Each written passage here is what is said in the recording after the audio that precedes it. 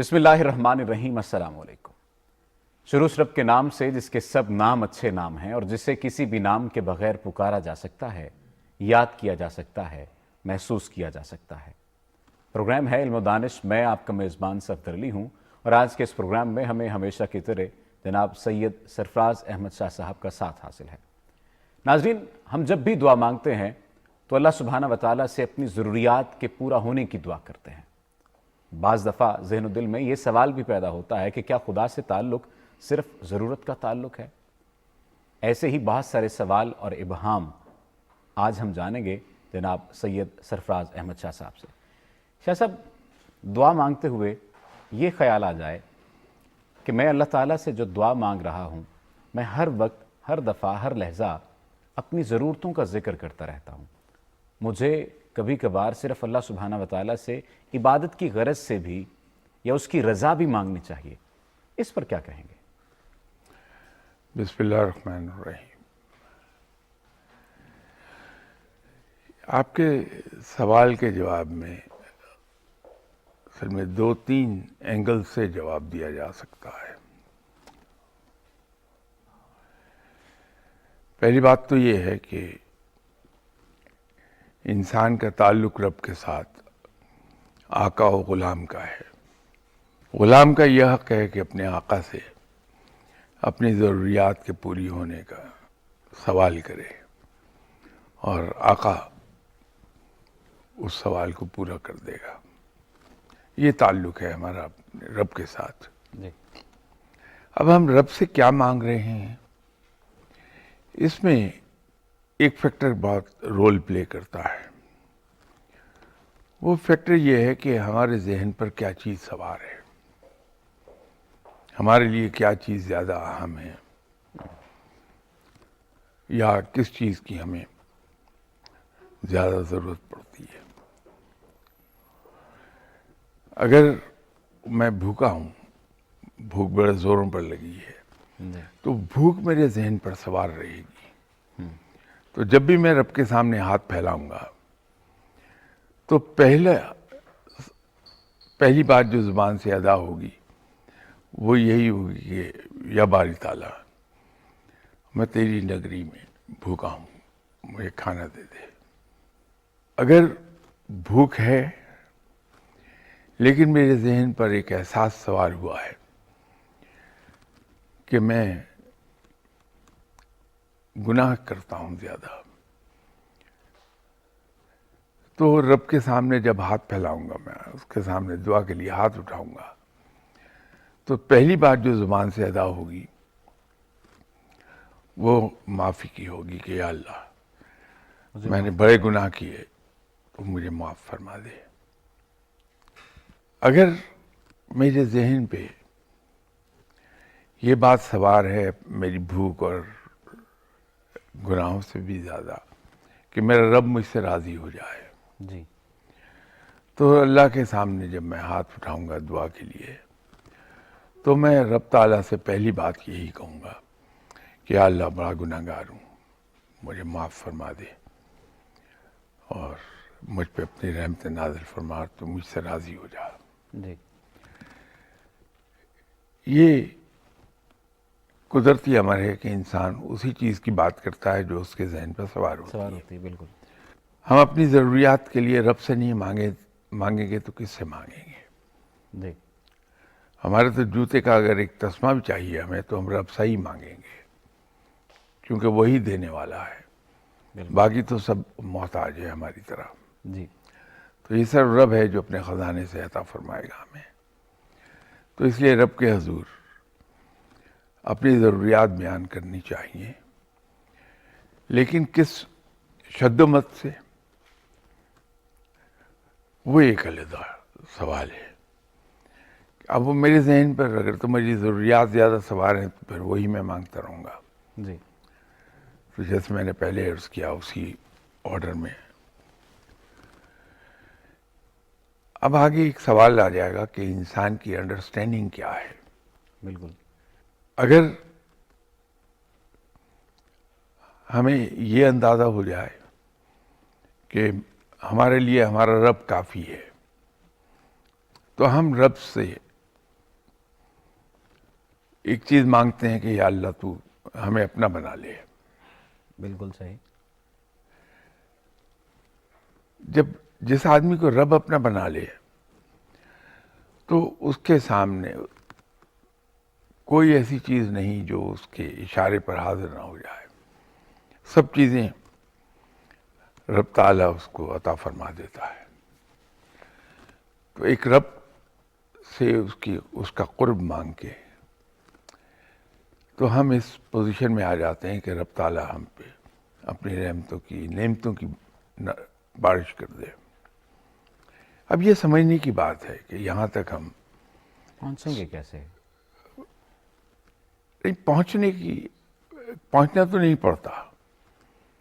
سوال یہ ہے کہ یہ صرف ایمان کا وہ لیول آ جائے جہاں یہ ایمان ہے کہ میرا سب کچھ رب ہے. اب زبان سے تو میں کہوں گا، وہ تو اب بھی کہتا ہوں، لیکن دل سے وہاں تک جو آدمی پہنچا، پھر یہ تمام دنیا کی ساری چیزیں اس کے سامنے ہیچ ہو گئیں. جی. اور ایک اس کا ٹرسٹ ہے. میں نے شاید آپ کے کسی پروگرام میں ہی مثال دی تھی کہ ایسا کبھی کسی آدمی کو میں نے نہیں دیکھا جو اپنے پڑوسیوں کے یہاں جائے یہ کہنے کہ میری والدہ کے پاس میری سفارش کر دیں کہ وہ مجھے کھانا دے دیں. بھولے سے بھی خیال نہیں آتا کہ ہماری والدہ گھر پہ ہیں تو ہمیں کھانا نہیں دیں گی، یا ہمارا بستر نہیں ہوگا، یا ہمارے کپڑے صاف نہیں ملیں گے ہمیں. وہ ایک اعتماد ہے، ایک بھروسہ ہے والدہ پر. تو ہم کبھی کسی سے نہیں کہنے جاتے، ہمیں وی ٹیک اٹ فار گرانٹیڈ کہ والدہ گھر پہ ہیں، مجھے ہر چیز ملے گی. تو جب رب پہ بھروسہ آ جائے گا میرا، تو پھر میں صرف رب سے اس کا قرب مانگوں گا، اس سے یہ ریکویسٹ کروں گا کہ یا اللہ، ہوں تو میں گناہگار، ہر قدم پر مجھ سے تیرے احکامات کی خلاف ورزی ہوتی ہے، تو مجھے توفیق بخش کہ میں تیرے کہے پر چل سکوں، اور تو مجھے اپنا قرب عطا فرما دے. somewhere at the back of my mind یہ بات رہے گی کہ میرا رب میرے لیے کافی ہے. اگر مجھے اس کی قربت حاصل ہو گئی تو دنیا بھر کی نعمتیں مجھے مل جائیں گی. تو یہ ایک ذہنی کیفیت کی بات ہے، لیکن اس جگہ میں ضرور اسے دوبارہ دہرا کے کلیئر کرنا چاہوں گا کہ ہمارا رشتہ رب کے ساتھ آقا کا اور غلام کا ہے. غلام اپنے آقا سے نہیں مانگے گا تو کس سے مانگے گا؟ اور آقا غلام کی ضروریات پوری کرتا ہے، غلام کا حق ہے. اس میں کوئی شک نہیں ہے کہ آقا اپنے غلام کی ضروریات پوری کرتا ہے. مانگنے کا فن بھی تو کچھ ہوتا ہے، بہتر ہوتا ہے، کچھ کا فن کم ہوتا ہے. اسی فن پر، مانگنے کے فن پر، دعا کس طرح سے کی جانی چاہیے اللہ سبحانہ وتعالیٰ سے، ضرورت کس طرح سے مانگی جائے کہ اللہ سبحانہ وتعالیٰ آپ کی ضرورت پوری کر دیں، اس پر بات کریں گے، لیکن ایک بریک کے بعد ہمارے ساتھ رہیے گا.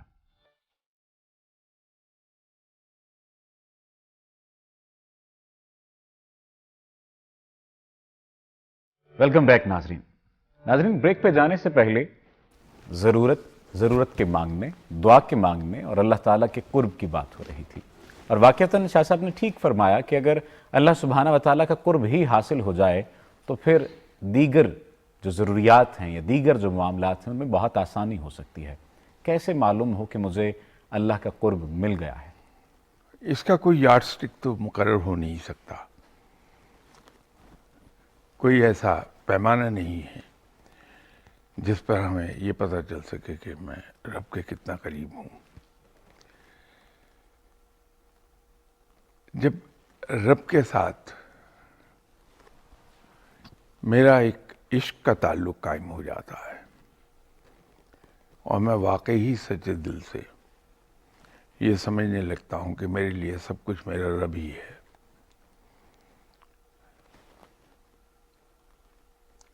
تو پھر سمجھ لیجئے کہ رب کی دوستی حاصل ہو جائے گی. اس لیے کہ جو آدمی اس کی طرف ایک قدم بڑھتا ہے وہ کئی قدم آگے آتا ہے رب اس کی طرف.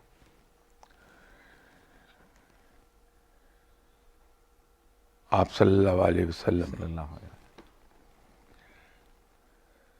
سے محبت انسان کو بے پناہ ہونی چاہیے، اپنی جان و مال سے، اپنی اولاد سے، اپنے والدین سے زیادہ آپ صلی اللہ علیہ وسلم کے ساتھ.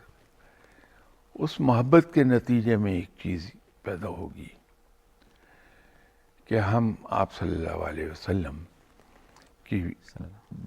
بتائی ہوئی تعلیمات جو آف کورس دین ہے اور اللہ کی طرف سے وہ آپ صلی اللہ علیہ وسلم پر اتری ہوئی ہیں، ہم آپ صلی اللہ علیہ وسلم کی بتائی ہوئی باتوں پر عمل کریں گے. اور سب سے بڑی بات یہ ہے کہ اس محبت کی وجہ سے ہم آپ صلی اللہ علیہ وسلم کی سنت کی پیروی کریں گے.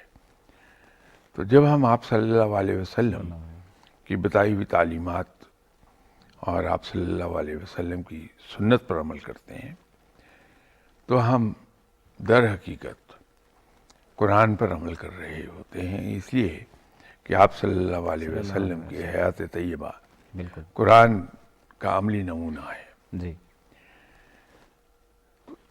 آپ صلی اللہ علیہ وسلم سے محبت ہمیں رب تک لے جائے گی جی. کہ ہم جب اللہ کی چھوٹی سے چھوٹی بات اور بڑی سے بڑی حکم پر پوری طرح عمل کرنے لگتے ہیں تو رب کے قریب ہو جاتے ہیں. صحیح. تو یہ احساس خود ہی پیدا ہونے لگتا ہے کہ میرا رب مجھے عزیز رکھتا ہے. اسی بات کو اگر ہم انسانی پیرائے میں دیکھیں، میں ایک ایسے شخص کے پاس جاتا ہوں جس سے میرا یہ دعویٰ ہے کہ میں روحانی امراض کا علاج بھی اس سے کروانے کے لیے جاتا ہوں، یا میں اپنے مسائل کا حل اس کے پاس تلاش کرنے کے لیے جاتا ہوں. اور وہی بات ضرورت والی جس کا ذکر ہم نے یہ کیا کہ دعا میں بھی ہم مانگتے ہیں، تو ایک حجاب سا ہوتا ہے کہ کہیں یہ نہ سمجھ لیا جائے کہ یہ شخص صرف ضرورت ہی اپنی لے کر آتا ہے. کبھی ایسا نہیں ہوا کہ اس نے آ کر اپنی بہتری کی بات کی ہو یا کوئی اور دیگر معاملات کی بات کی ہو، یہ صرف اپنی ضرورت لے کر آتا ہے. دیکھیے ہمارے الفاظ سے بعض کا بڑی غلط فہمیاں پیدا ہو جاتی ہیں اور بعض اوقات ہم ایک غلط سمت میں بھی جاتے ہوئے سمجھ لیے جاتے ہیں. پہلی بات تو یہ ہے کہ ہم اپنے ہی جیسے کسی انسان کے پاس اپنی ضروریات کی تکمیل کے لیے نہیں جاتے. جی. ہم صرف رب کے حضور ہاتھ پھیلاتے ہیں جی. کہ یا اللہ تو پالنے والا ہے. رب اس کو کہتے ہیں پالنے والا ہے. بالکل. تو اس کے لیے تو ہم رب ہی کے سامنے ہاتھ پھیلاتے ہیں. صحیح. لیکن وہ لوگ جن کے بارے میں ہمیں یہ یقین ہے کہ وہ تقوی میں ہم سے آگے ہیں، وزڈم میں ہم سے آگے ہیں، جی. اور علم میں ہم سے آگے ہیں، تو ہم ان کے پاس جاتے ہیں گائیڈنس کے لیے کہ اگر مجھے کوئی بات سمجھ نہیں آ رہی جی. تو میں ایسے ہی ایک انسان کے پاس جاؤں گا. جیسے آپ کے ساتھ ایک پروگرام کرتے ہوئے میں نے عرض کیا تھا کہ پیر کا مطلب یہ ہے کہ جو وہ شخص جو صاحب عقل و علم و دانش ہے. جی. یہ صاحب علم و دانش کے پاس ہم جاتے ہیں اور اس کے سامنے معاملات رکھتے ہیں کہ وہ ہمیں کوئی اچھا راستہ بتا دے گا، کوئی اچھا حل بتا دے گا. اسی طرح ہمارے یہاں ہمیں بہت سی کمزوریاں ہوتی ہیں ہماری، ہم اپنے طور پر اپنے پر جبر کر کے ان کمزوریوں پر قابو نہیں پا سکتے. جی. تو نتیجہ یہ ہے کہ ہم کسی کی انگلی پکڑتے ہیں جو ہر قدم پر ہمیں ٹوکتا ہے کہ یہ غلط طرف قدم اٹھ رہا ہے،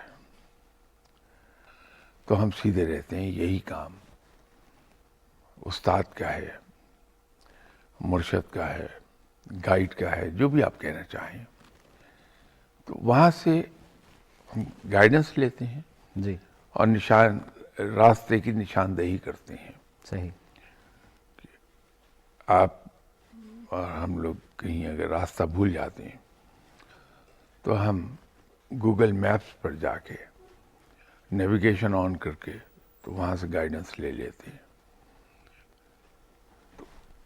پیر و مرشد، گائیڈ، استاد، وہ ان کا کام یہ ہے کہ ہمیں سیدھے راستے پہ لگائے رکھیں.